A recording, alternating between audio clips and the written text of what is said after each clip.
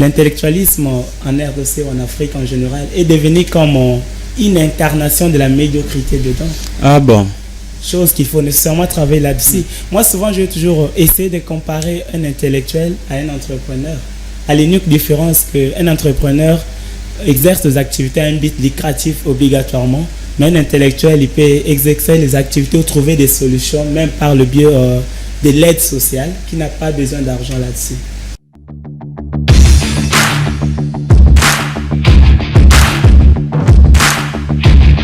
Je suis en bonne compagnie avec les coachs Patrick, Monsieur Patrick Motivation, bonsoir. Bonsoir, cher journaliste.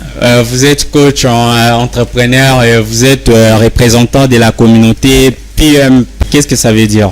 C'est PM Entrepreneuriat, c'est juste une communauté de jeunes entrepreneurs africains parce que nous sommes justement centrés pour l'Afrique afin de redonner à l'Afrique sa place sur le plan entrepreneurial. C'est ça même le but principal de la communauté PM Entrepreneuriat.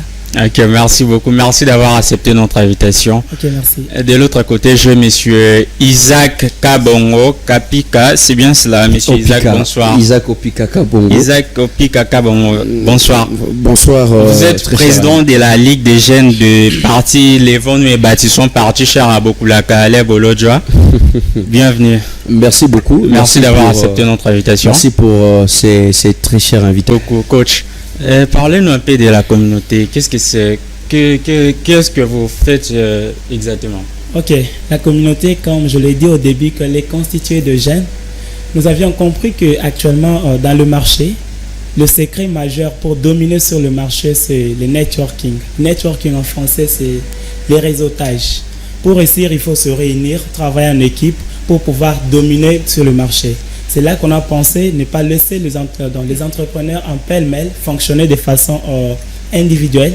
Nous avions pensé les réunir afin de pouvoir organiser des formations appropriées sur l'élaboration des projets qui sont bancables, l'évaluation des projets, la suivi des projets et toutes les formations liées à l'entrepreneuriat afin de pouvoir assurer la bonne pratique de ces secteurs. Est-ce qu'ils viennent aussi, les jeunes entrepreneurs? Bien sûr, nous avions actuellement plus de 75 entrepreneurs. Ah bon, 75? Exactement. Des jeunes aspirants entrepreneurs, ceux qui pensent entreprendre. Ils sont tous des Congolais? Exactement, et il y a aussi des Maliens dedans, mais les 75 sont dans les groupes des Congolais, justement. Ah, ok, je vois. Ouais. Monsieur Opika Kabongo, je reviens vers vous. Dernièrement, vous avez défendu votre mémoire. C'était quoi les sujets? En tout cas, c'est une question très importante. Je suis maintenant politologue, confirmé politologue à l'Université pédagogique nationale, IPN en sigle. Mon travail a été basé sur les enjeux géopolitiques de la guerre à l'est de la République démocratique du Congo. Pourquoi? Parce que c'est depuis la guerre à l'est de la RDC date depuis 1996.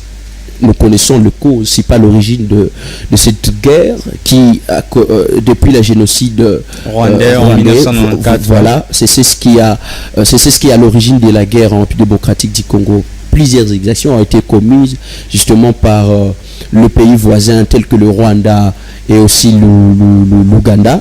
Et c'est sur ça que nous avions voulu mettre à la place, nous avons voulu faire exposer la nudité de ces États à la place publique justement parce que on ne comprend pas pourquoi est-ce que ces États continuent à faire, comment est-ce que je peux dire, comment est-ce que ces États continuent à enquêter la sécurité de la République démocratique du Congo, et c'est justement à cause des enjeux, les enjeux tels que l'espace. Vous savez bien que le Rwanda n'a pas d'espace nécessaire, et aujourd'hui d'ailleurs l'approche démographique est en train de l'éprouver, que le nombre de la population au niveau du Rwanda est en train de battre son plein. Et voilà, inquiété par cette réalité, le Rwanda chercherait cet espace-là, et son voisin qui a de l'espace, c'est la République démocratique du Congo. Non seulement l'espace comme enjeu, mais nous avons aussi des ressources.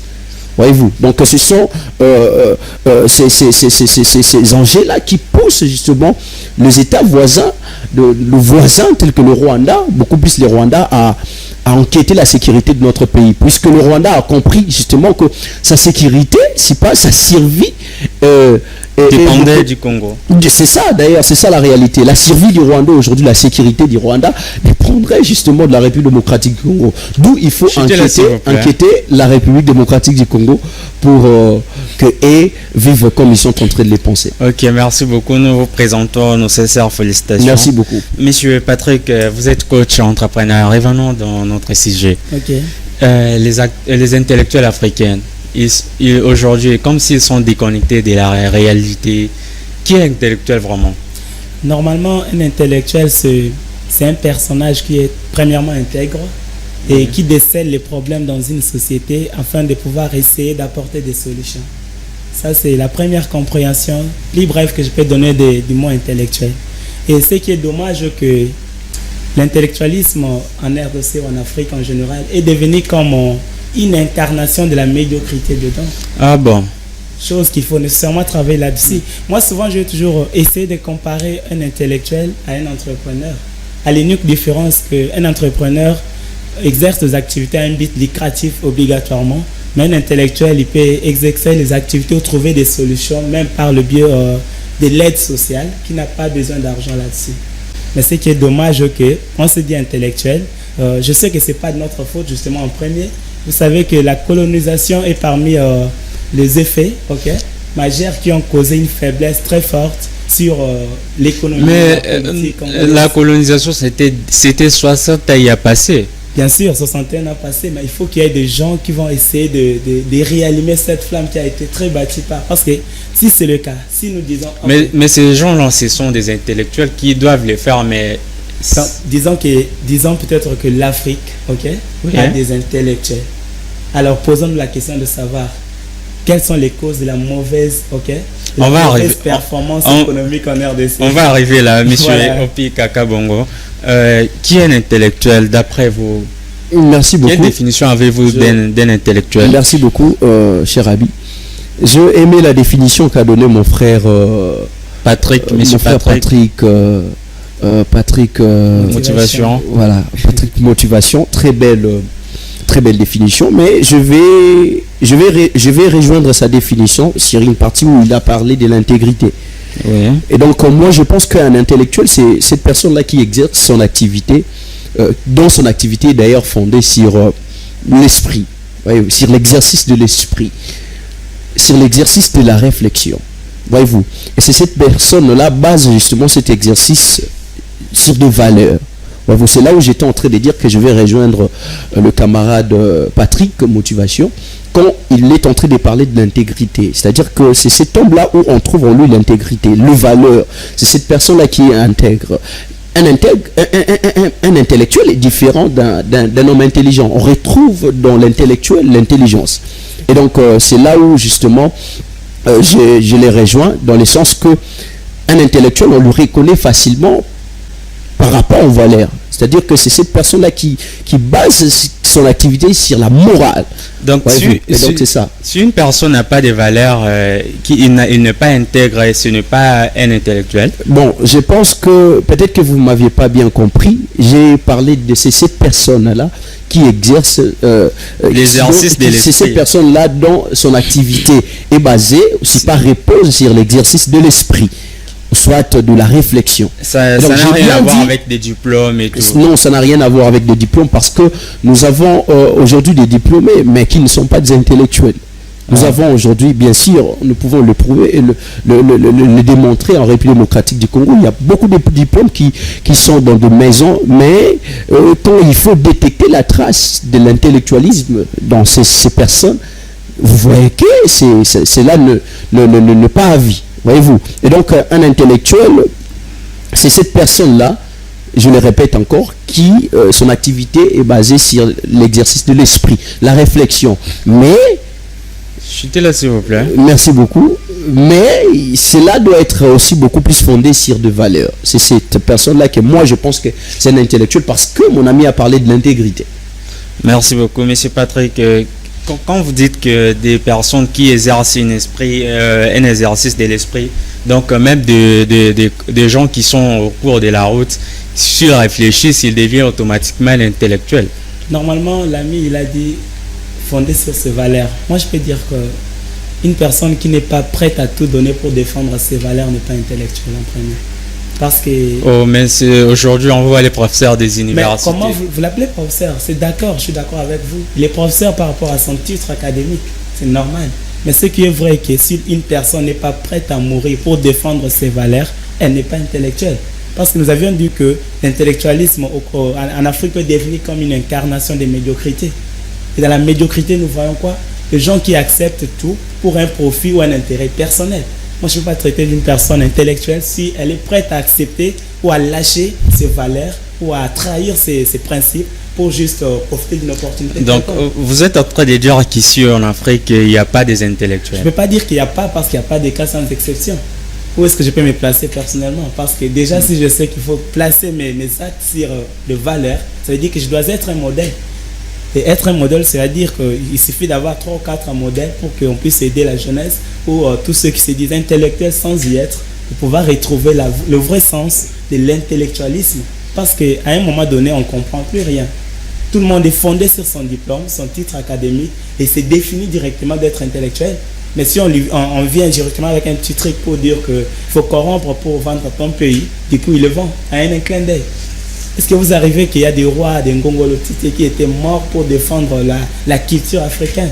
Donc des Kimbangu sont des intellectuels, des mamans qui t'invitent. C'est très bien. Ils ont vraiment tout donné pour défendre leur royaume, mais ils ont été tués. Ce sont vraiment des modèles à suivre. Donc, moi, à mon avis, l'intellectualisme n'est pas vraiment totalement lié à un diplôme, mais à un mental. Quelle fonction doit un intellectuel doit occuper au quotidien? Normalement, il doit vraiment prendre sa place. Sa place, c'est défendre ses valeurs, comme on le dit. On le répond parce qu'on sait la nécessité de travailler sur l'état d'esprit d'une personne. Parce que si l'état d'esprit n'a pas changé, c'est parce que vraiment l'Africain n'est jamais prêt à mourir pour défendre sa culture. C'est pourquoi à un moment donné, nous sommes manipulés, nous sommes traités de tous les maux. Est-ce que vous savez que tout ce qu'on essaie de faire au quotidien pour juste apparaître ou faire un truc du genre, satisfaire le besoin d'une personne ou satisfaire un désir d'une personne, lui plaire, essayer de lui montrer que je suis une bonne personne, alors que cette même personne, c'est elle qui va te traiter, c'est elle qui a tué ton parent, mais tu le défends parce que tu as besoin de quelque chose comme l'argent. Est-ce qu'on va appeler des intellectuels au Congo comment dans ce sens-là? Merci beaucoup, monsieur Opi Kaka Bongo. Quelles doivent être les fonctions de l'intellectuel? Bon, je pense que l'ABI a soulevé 2 éléments importants. Moi, je pense que la place que doit occuper un intellectuel, c'est beaucoup plus au niveau de la création. Un intellectuel, c'est un créateur. Voyez-vous, un intellectuel, ce sont ces personnes-là qui sont appelées à placer des fondements. Voyez-vous, c'est-à-dire que ce sont ces personnes-là qui sont appelées à canaliser les choses, à orienter les choses. En d'autres termes, je peux dire même que ce sont des visionnaires. Voyez-vous, ce sont là de fonctions que doivent justement occuper des intellectuels. Ce sont des créateurs, je le répète encore, puisque quand je l'ai défini ici, j'ai dit que leur activité est beaucoup plus basée sur la réflexion. Et la réflexion nous amène à la création.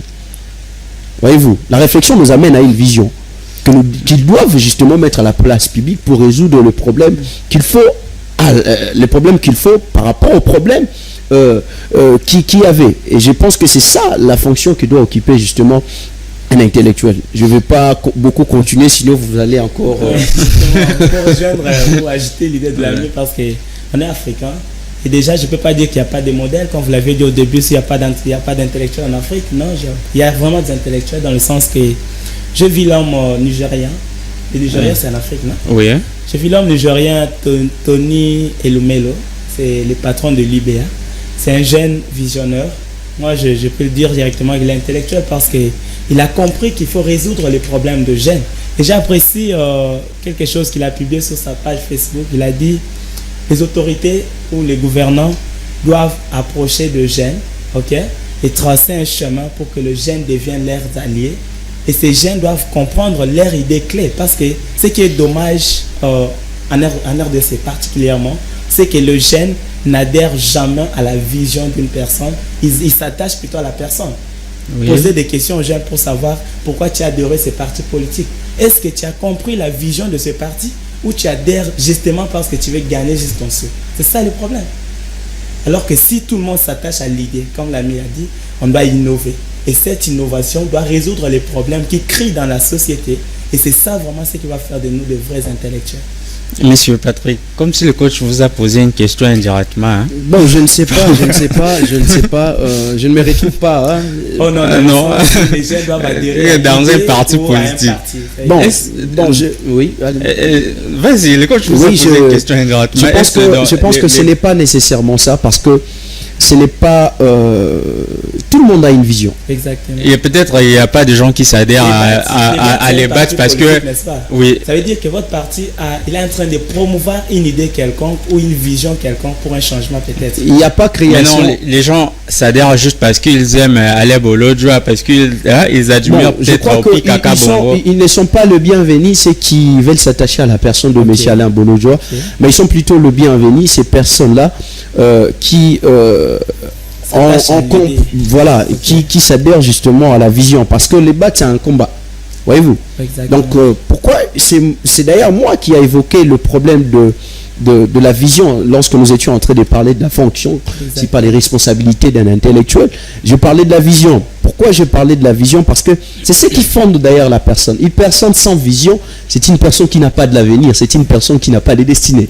Voyez-vous, c'est cette personne-là qui est limitée. Et c'est ça d'ailleurs le problème de l'Africain. Donc il ne faut pas nécessairement être dans un parti politique pour... je ne sais pas moi, être intellectuel, comme vous l'avez dit. Non, il n'a pas dit... j'ai dit attends, je vous relance, s'il vous plaît, monsieur.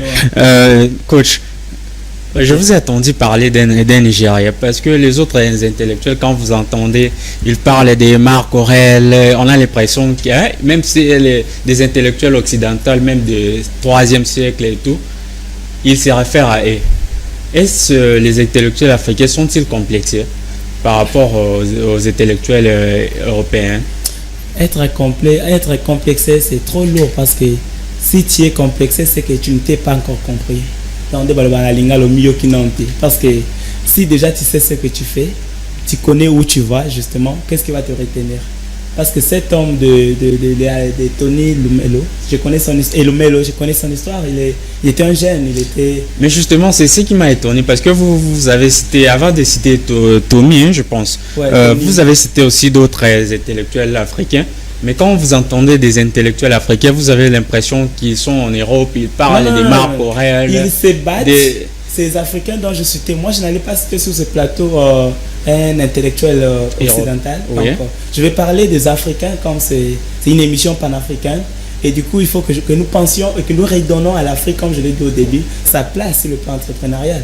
Et ces jeunes-là sont en train de se battre jours et nuits pour pouvoir redonner ou redorer l'image de l'Afrique sur le plan mondial. Parce que si nous ne le faisons pas, personne ne doit le faire à notre place. C'est ça ce que nous devons savoir. Si dans nos têtes, nous mettons que nous avions été colonisés, ok, c'est d'accord, on est d'accord avec vous. Et après, nous avions reçu l'indépendance, il nous faut prendre nos responsabilités enfin. Et si on ne prend pas nos responsabilités, personne ne viendra le faire à notre place. On ne peut pas devenir intellectuel du coup sur la rue comme ça.